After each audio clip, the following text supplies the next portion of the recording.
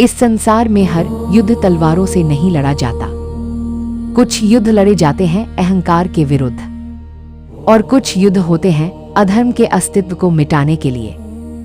आज मैं आपको उस युद्ध की कथा सुनाने जा रहा हूं, जो केवल देव और असुर के बीच नहीं था, बल्कि वह था शक्ति बनाम चेतना का युद्ध। आज की कथा है मां काली बनाम महिषासुर। महिषासुर कोई साधारण असुर नहीं था। वह असाधारण बल, बुद्धि और छल का स्वामी था। उसने वर्षों तक कठोर तपस्या की, जब तक ब्रह्मा स्वयं उसके सामने प्रकट नहीं हुए। तपस्या के फलस्वरूप महिषासुर ने ऐसा वरदान मांगा जो उसे अजेय बना दे। ब्रह्मा ने वर दिया, देवता, दानव या मनुष्य, कोई भी उसका वध नहीं कर सकेगा। यही वरदान उसके विनाश का बीज बन गया। अजेय होते ही महिषासुर के भीतर अहंकार जन्म लेने लगा। उसने स्वयं को देवताओं से श्रेष्ठ समझना शुरू कर दिया। स्वर्ग पर आक्रमण हुआ, देवताओं को अपमानित किया गया और महिषासुर ने घोषणा कर दी, अब इस सृष्टि का स्वामी मैं हूं। वह यह भूल गया था कि शक्ति जब अहंकार बन जाती है तो विनाश निश्चित हो जाता है। यही अहंकार उसकी सबसे बड़ी कमजोरी बन गया। इंद्र, वरुण, अग्नि, एक एक कर सभी देवता पराजित हो गए। स्वर्गलोक में छा गया सन्नाटा। देवताओं को समझ आ गया, यह युद्ध साधारण शक्ति से नहीं जीता जा सकता। तब उन्होंने स्मरण किया आदि शक्ति का। महिषासुर के बढ़ते अत्याचार से तीनों लोक कांप उठे। स्वर्ग, पृथ्वी और पाताल, हर जगह भय का साया फैल गया। देवताओं ने संगठित होकर महिषासुर से युद्ध किया। इंद्र का वज्र चला, वरुण का जल उमड़ा, अग्नि की ज्वालाएं भड़की, लेकिन हर प्रहार निष्फल रहा। महिषासुर का अहंकार हर जीत के साथ और बढ़ता गया।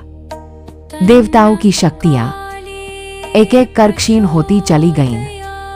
अंततः इंद्र सहित सभी देवता पराजित हो गए। स्वर्गलोक पर असुर का अधिकार हो गया। देवताओं के मुख पर निराशा और मौन छा गया। उन्हें समझ आ गया, यह युद्ध किसी सामान्य शक्ति से नहीं जीता जा सकता। और तभी आदिशक्ति का स्मरण किया गया। हिमालय की गहराइयों में एक भयंकरी ऊर्जा जाग उठी। आकाश काला हो गया, बिजलियां चमकने लगी, धरती कांप उठी। मां दुर्गा के मस्तक से एक रौद्र रूप प्रकट हुआ। काली देह, रक्तिम नेत्र, बाहर निकली जीभ, गले में नरमुंडों की माला। वह थी मां काली। वह केवल संहार करने नहीं आई थी, वह आई थी अधर्म की जड़ उखाड़ने। हिमालय की गहराइयों में एक अद्भुत और भयंकरी ऊर्जा जाग उठी।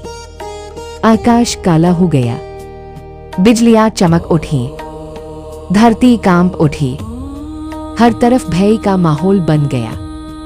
तब देवी दुर्गा के मस्तक से एक रौद्र रूप प्रकट हुआ।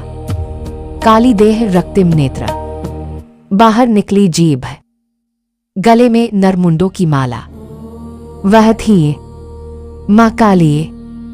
वह केवल संहार करने नहीं आई थी, वह आई थी अधर्म और अहंकार की जड़ उखाड़ने। महिषासुर की ताकत, उसकी झलकपट और उसका अहंकार, सभी कुछ उनके सामने फीका पड़ गया। महिषासुर हंसा और बोला, एक स्त्री मुझे क्या हरा सकती है? यही उसकी सबसे बड़ी भूल थी। युद्ध शुरू हुआ। आकाश में आग बरस रही थी, धरती रक्तिम हो गई और चारों तरफ भगदड़ मची हुई थी। महिषासुर रूप बदलता रहा, माया रचता रहा, पर मां काली माया से परे थी। हर प्रहार के साथ महिषासुर का अहंकार टूटता गया। उसकी शक्तियां धीरे धीरे समाप्त हो रही थीं। और यह युद्ध केवल ताकत का नहीं, बल्कि सत्य और न्याय की विजय का प्रतीक बन गया। युद्ध के एक क्षण पर महिषासुर को एहसास हुआ, अब उसका अंत निश्चित है। वह भागने की कोशिश करने लगा, दया की भीख मांगने की सोची, लेकिन मां काली मौन रही, क्योंकि न्याय कभी तर्क नहीं करता, वह केवल निष्पक्ष निर्णय करता है। एक ही प्रहार में महिषासुर का अहंकार टूट गया, उसका सिर धड़ से अलग हो गया, अधर्म का अंत हो गया और जगत ने जाना, शक्ति केवल तभी सचमुच शक्तिशाली होती है जब उसका उपयोग न्याय के लिए हो। युद्ध समाप्त हुआ, आकाश शांत हुआ, धरती पर फिर से शांति छा गई। देवता नतमस्तक होकर मां काली के चरणों में झुक गए। लेकिन मां काली अब भी रौद्र रूप में थी, क्योंकि अधर्म के नाश के बाद भी क्रोध और शक्ति शेष रहती है। भगवान शिव उनके चरणों में लेट गए और मां काली शांत हुई। इसने दिखा दिया, शक्ति तभी सुंदर है जब उसका नियंत्रण और न्याय के साथ प्रयोग हो।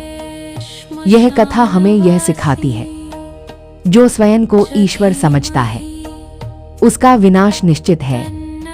और जब जब पृथ्वी पर अधर्म अपनी सीमा पार करता है, तब प्रकट होती है मां काली। उनकी शक्ति और न्याय से ही सत्य और धर्म की रक्षा होती है। जय मां काली।